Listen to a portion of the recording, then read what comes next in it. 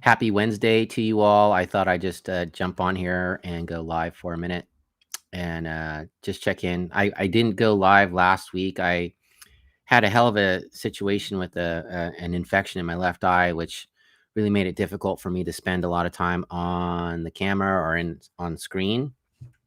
And those of you who've had pink eye know it sucks. Anyway, it wasn't too bad. It was just like uncomfortable and not exactly attractive. Anyway, I just want to check in, say hello. Hope everyone's doing well. Um, I will be coming on live later on, possibly today, with my good friend Jamie. She's the hysterical therapist. It's going to be very, very much a lot of fun. We always get together and we laugh a lot.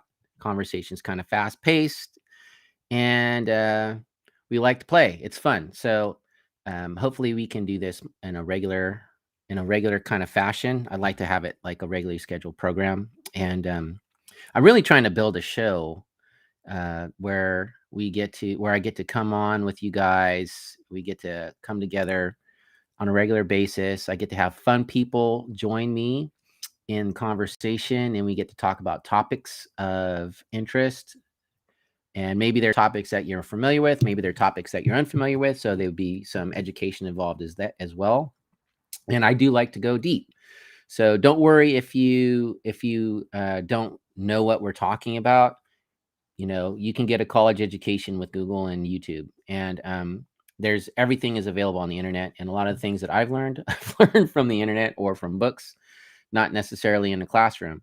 So if you're interested, I'll put up a notice on my platforms, Facebook, Instagram, and so forth, and I will keep you in the loop.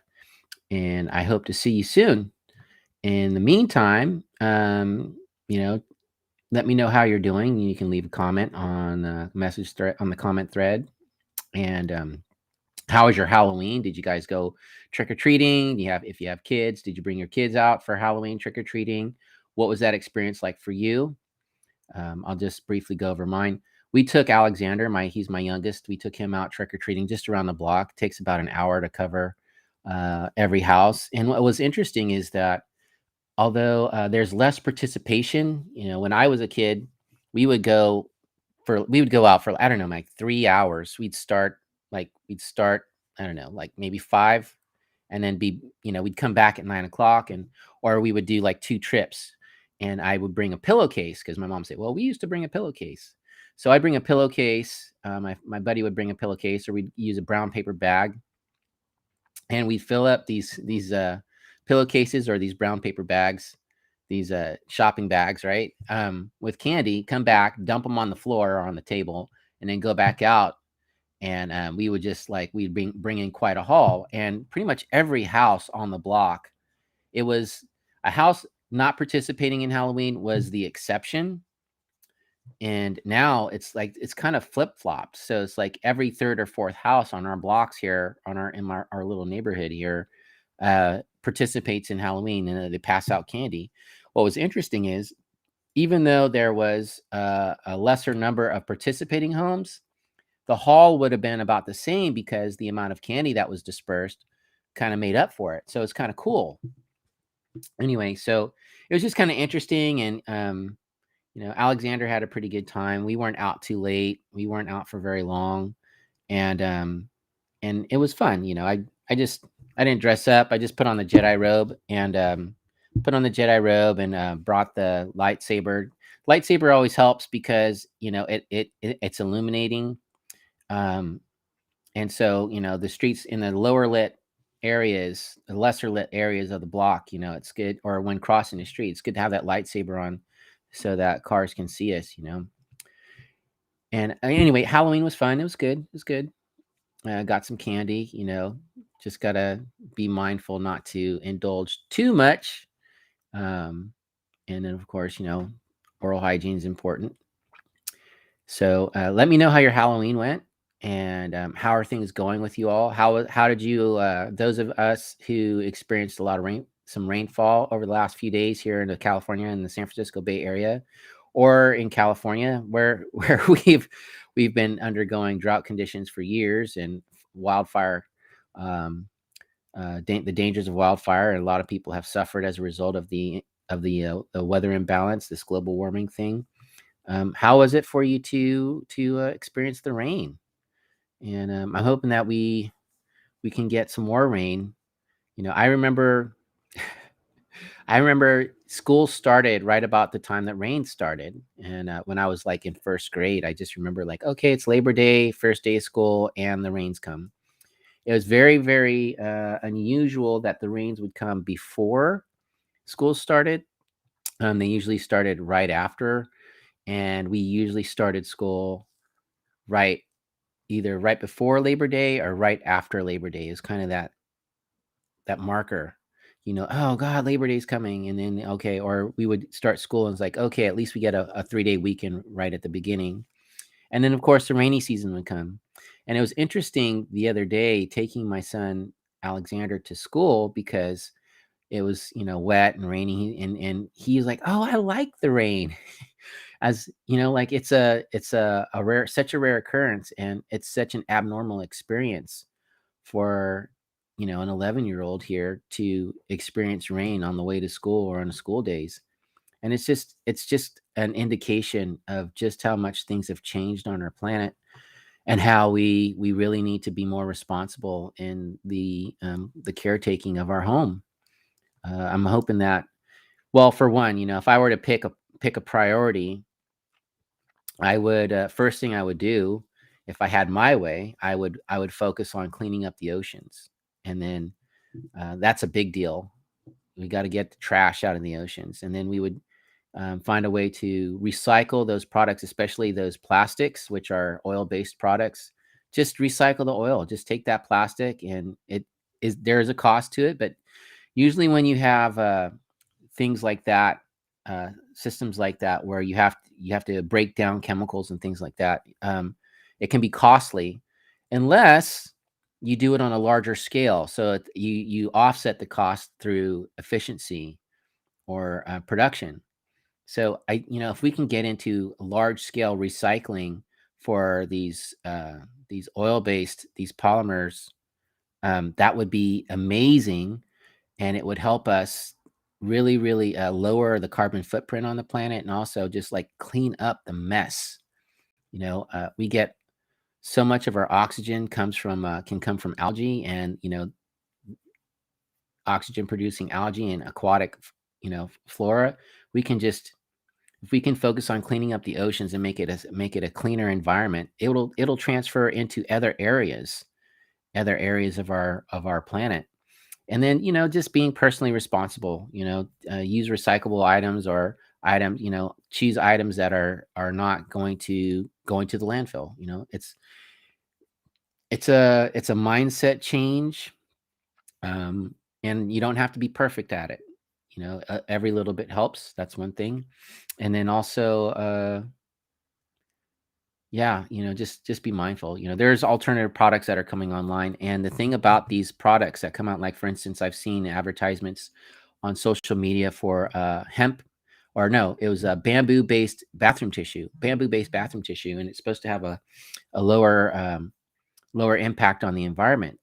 And that's a great idea. And just imagine if more people started to purchase this product and create a greater demand for this product.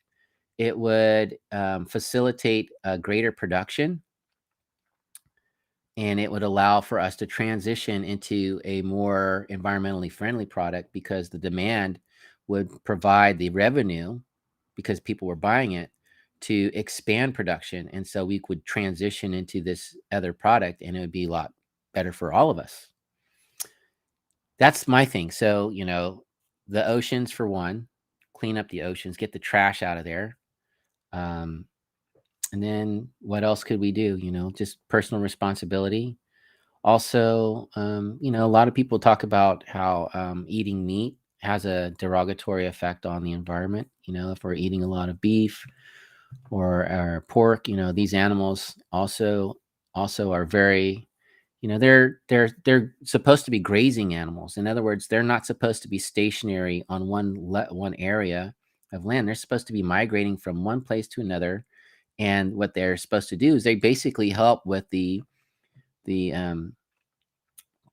maintenance of all the flora in their area. So they eat grass, they poop the grass, their poop, it fertilizes the ground, and also the seeds. It also helps to spread the flora around, and then it keeps things going and it spreads, right? So because they migrate, because they eat the grass and then have to go somewhere else to eat the grass, but they poop the seeds out, more grass grows, it keeps the planet green. This is really important, so we have to think about these things. When we are eating corn-fed beef, um, cows weren't meant they're not meant to eat corn. They can't digest the husks of the kernels. They can't do it. They have to be cleaned out. Someone has to open a hole in the animal, and then human beings have to reach in with a big rubber glove and scoop out all that stuff out of their stomachs. It's disgusting. And so that's one of the things we need to we need to think about. That's why grass-fed beef, you see in the grocery stores, they'll say grass-fed or they'll say corn-fed. Like somebody said, oh, corn is cheap to produce and we can just feed the cows that and that'll be fine. And it's not fine, and also, free range beef is, if we ate more plants and ate less meat, it would be a good idea. I'm not saying you have to be a vegan or a complete vegetarian, but if we scaled it back, we can pretty much take care of our environment that way. It's just an idea. I used to be a big hamburger person. I haven't eaten a hamburger in, I don't know, months. I just don't have it. I just don't have it in me. Now, do I eat pizza with sausage on it? Yeah, I do. Like I said, I'm not perfect. It's not perfect, but there's things that I can cut back on that eventually I can transition into. Like if I never ate meat again, I wouldn't miss it, and I do love bacon. But you know what? You can eat bacon. You can get food. Like what is it about bacon that makes it so delicious? It's the way that the meat is cured and smoked and seasoned that makes it delicious. If you were to eat bacon without any of that seasoning or that smoking, whatever, it would have a completely different taste. You can do the same thing. You can have bacon flavored zucchinis or something else made of a vegetable product. It's like it's not even not even not even about the substance. It's about the flavor, and that's the thing that we need to remember. We can add flavors to anything. We can smoke vegetables and eat those vegetables and have them taste just as delicious. This time last year, actually, I was in North Carolina at my friend Sandra's house, and they have this business called Gaia's Kitchen. This is in Raleigh, North Carolina, and it's an all vegan menu, and they're pre-prepared meals, and you just order them and they're delivered to you. And this is in the immediate Raleigh area, but I can tell you what they have going on is going to expand, and they'll be able to offer this service in greater range and availability as the business grows. But what they're doing is they're looking at responsible nutrition that's environmentally friendly and humane, because no animals were killed or processed in this process. And that's just an example. Now, I'm not saying you have to do that. I'm just saying these are options that are available to live and be more responsible. And like I said, I'm not perfect.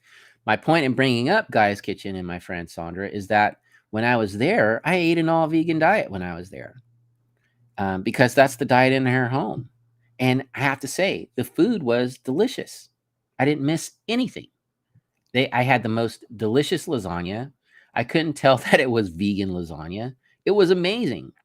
So, it's a matter of, lifestyle choice and experimentation. Most of us, we go to stores or fast food because it's fast, right? 3 minutes or less. That's how we've been enculturated over the past 40, 50 years with fast food chains. The idea is you get your meal within 3 minutes or less. That's the industry standard for all these fast food chains, especially in a drive-through. So, um, home cooked meals and prepared meals are they're there in our society, but they're also shared, that our culture also shares that with fast food. But just imagine if fast food had the same nutrition and quality that, like I'm waiting for a fast food restaurant that's all vegan, or like all vegan fast food. I think I just gave away a great idea. That the bottom line is, it's like it's not for me. It's not my path. It could be somebody else's path, and I would love to see that. What if we had all vegan fast food restaurants? What if there's a Sonics that was an all vegan menu? Something to think about. And if we had enough, again, demand, um, and can offset production costs when you produce in greater quantity. So just imagine, like, if it were one restaurant, it might cost more, but you're being responsible. If it were a chain of 20,000 restaurants, the cost would be probably less. Which brings me to another thing that I want to just share for a moment is, why does organic food cost more than GMO food? That doesn't make sense, because organic food is like, why it's like we can grow organic right now. I can grow organic in the backyard here, and there's no additives, there's no genetically modified material, no science has been put into place to manufacture a seed, so like I don't have to cover any costs. It's like it's what God made, or what is provided by our planet already, without the benefit of science, or without the intrusion or invasion of science in it. So like, why should organic cost more? Organic, ideally, more logically, would cost less, right? Something to think about when we go to the grocery store and are shopping, and we go to the organic section and we look at the price, and we go to these other sections, and it's like, why is the organic section in the corner? I was just in Safeway this morning, and there's just one little kiosk in the produce section. It's all organic, and then there's one little corner along the wall in the produce section that's all organic, and then everything else is everything else. Everywhere else is everything else. Like, what is that all about? I would think GMO would be the opposite. Like, you have this one little corner, like super corn. Doesn't make sense, folks. It doesn't make sense. Kind of illogical, and not necessarily good for us. I'm not a hippie. I'm not one of those people who like is so freaked out about everything. But at the same time, I